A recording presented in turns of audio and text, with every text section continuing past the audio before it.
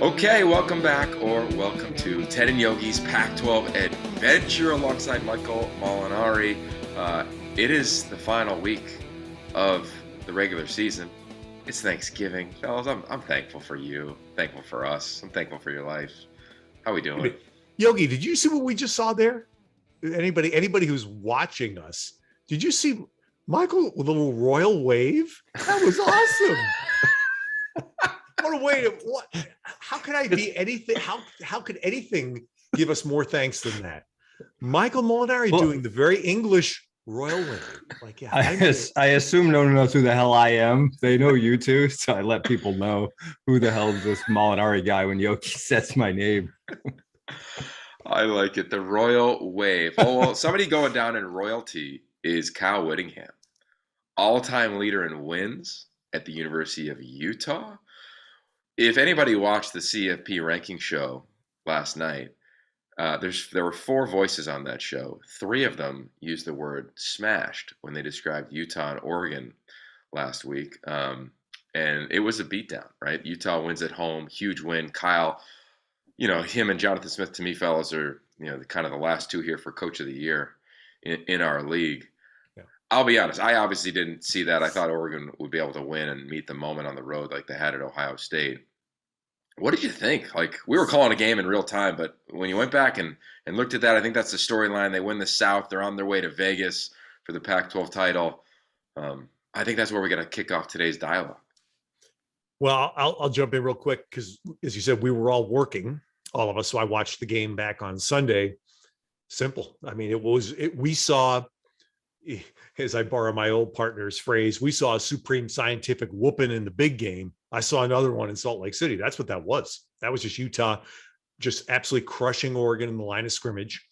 I feel like we've said this about Oregon teams in the past, and this year does not relate to 4 years ago, I know, but I feel like the theme of this has been when Oregon needs to run and when Oregon needs to stop the run against the top teams. Can they do that? And they sure could not do that. That was vintage Utah football that we've seen. And here they are standing at the end of the year, to me, with 2 things. One is they're the best team in the conference. Still have to win Colorado and then the champ game to fulfill their biggest goal of Rose Bowl. And 2 is, I feel for them because there's going to be a what if in the back of their mind. What if Rising had been our guy from week 1? And that's part of sport. I know, but I can't avoid thinking about it. Well, I think you win, you dominate the line of scrimmage. 99% of the time, you're going to win the game. And from the beginning to the end, there was no doubt which of those teams dominated the line of scrimmage. And I think the other what if for that Utah team was the game up in Corvallis that we did. I mean, they had that game won, and Oregon State just took it from them.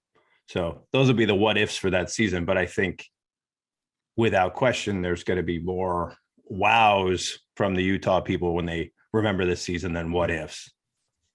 Amen. Yeah, I think if you watch them week 1, nobody, even our friends over at Bet Rivers Sportsbook, which is the presenting sponsor of this show, no one would have predicted that Utah could do what they've done since Cam Rising became the starter. I want to give you a list of some of the things that they've done. 7-1, of course, since he became the starting quarterback. The lone loss is the one that Ted referenced.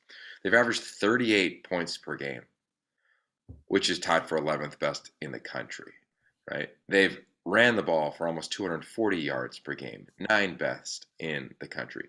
On third down, almost 60%, 2nd best in America. And defensively, 29 sacks, which is tied for 4th. And we saw the Oregon State game, and I still think to this day, the turning point in their season was that game because they got owned at the line of scrimmage in the game that we saw.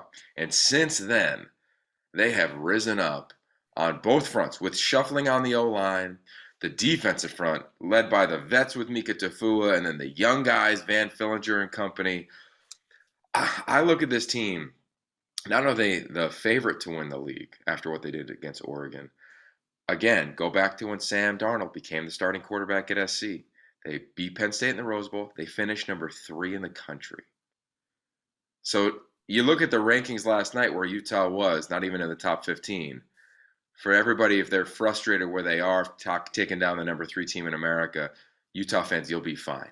You go win the next 3 games against a possible Michigan team, right? If Michigan loses, we'll see it. The Rose Bowl is all about rankings, and the CFP, they get to choose the higher ranked team. So who knows if it'll be the team that wins from the other side of the Big Ten, or if it'll be the loser of Ohio State, Michigan. You go win that game, you're going to position yourself really well for next year. I always laugh. The only time the rankings really matter is at the end of the year. So as you said, don't panic right now. Just take care of business. And it's going to be one of the greatest seasons in Utah history if they take care of business. Yeah. And I do think, where I come down on this kind of stuff, but I'm just looking, Utah was the 3rd highest ranked 3-loss team. And I was wondering if they would be second. I knew Texas A&M would be ranked higher. A&M has a win over Alabama. And that's a great win. So they're a higher ranked 3-loss team. Wisconsin's the one that surprised me. And I think, again, it just speaks to where the Pac-12 sits bluntly in the national scope. I'm looking, Utah wins that game in a decisive manner. They go up 4. Oregon drops 8. Okay. That gives you a sense. Actions, again, speak to where the Pac-12 in that room, which there are some Pac-12 people in that room, I understand, but the overall perception of the conference. Yeah, I'm with you. It's I went through that last night too as I was watching it. Like, okay, why are teams ranked higher than them? And I went back to my old trusty college football playoff handbook, and I know you guys got a lot going on, but next August, I'm going to urge you, and I hope Jim Thornby's listening, you two got to go do the mock CFP exercise. Yeah. It is awesome. And the way they vote is they vote in clusters of 3 teams. So they vote in these clusters of teams, and then they say, all right, well, who from, like, if you go 1 through 3, all right, should Cincy at 4 jump in? And then they vote on that, and they talk about that, and that's how they work their way all the way down the top 25. I got to imagine in the cluster of where Utah is, there was a lot of dialogue. And again, to Michael's point, they win. If they continue to win, if they win the Pac-12 title, they'll head in the final weekend, likely in the top 10, and then we'll see what happens in the Rose Bowl. But what I want to throw this discussion out for us. We've been around this league for a long time. Like, Kyle Whittingham. Well, let's just talk about it, right? Like, I think he gets a lot of – it's easy to, like, say Kyle Whittingham's a great coach. But I wonder if push came to shove, like, if he really gets the just due that he deserves. You think about him coming in. Ted, didn't you call USC Utah like year 1 against Lane? Didn't you guys have that game? Like the bad spot? Mm-hmm. Yeah, Michael was there with us. Yeah, that was it was Utah's first game in the PAC at the Coliseum. What do you remember about that game? Because they should have won the ball game, other than, of course, the bad spot. But you're thinking this team comes out of this conference. I'm going to tell you because Michael and I were together. We back in the Versus, dear to my heart, era. We did some Utah games together when Utah was in the Mountain West.